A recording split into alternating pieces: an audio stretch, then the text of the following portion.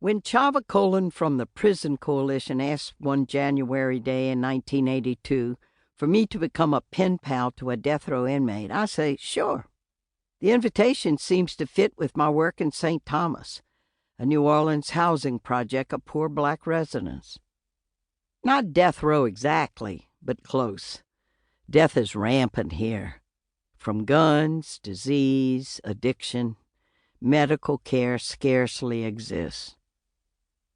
I've come to St. Thomas to serve poor people, and I assume that someone occupying a cell on Louisiana's death row fits that category.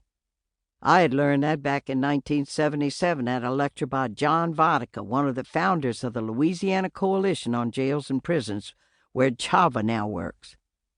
I had also learned that the death penalty in the United States has always been most rigorously applied in southern states, mostly toward those who kill whites.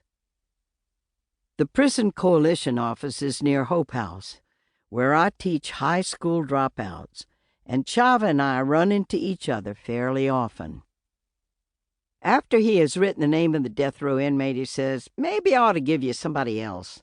This guy's a loner, and he doesn't write, and maybe you want somebody who'll answer your letters. But he's already written the name, and I say, don't change it. Give me his name. I don't know yet that the name on this tiny slip of white paper will be my passport into an eerie land that so far I've only read about in books. I look at the name and address that Chava gave me. Elmo Patrick Sonnier, number 95281, Death Row, Louisiana State Penitentiary, Angola. Almost all the killings here in St. Thomas seem to erupt from the explosive mixture of dead-end futures, drugs, and guns. But when Chava describes what Sonnier has done, my blood chills. On November 4th, 1977, he and his younger brother Eddie abducted from a lover's lane a teenage couple, David LeBlanc and Loretta Bourque. They raped the girl, forced the young people to lie face down, and shot them in the head. I look down at the name in horror. Do I really want to know such a man? He's a Cajun from St. Martinville, Louisiana, Chava says, which makes the murders all the more vicious, because St. Martinville, at the center of Acadiana, is one of the friendliest, most hospitable places on earth. Here, and in the surrounding towns, French-speaking people, mostly farmers and fishermen, cook good food, swap stories and recipes, and dance the two-step and the zydeco. They love to talk, even to strangers. If murders are prone to happen anywhere on the face of this earth, this is the place one would least expect.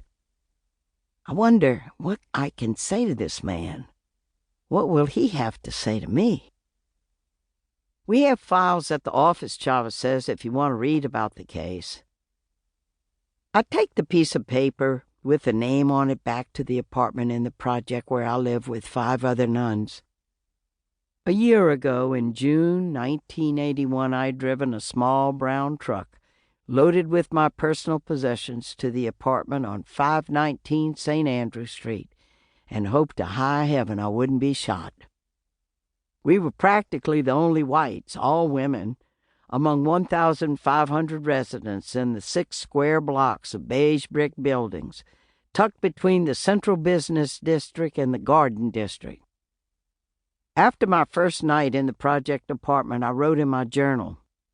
Didn't sleep much. Noisy until about 3 a.m. People standing on the corner talking and drinking. Feel nervous, unsettled, heard a gunshot. Had checked when I got into bed to make sure my bed was under the windowsill in case a bullet came through. Is this New Orleans? I feel like I'm in another country.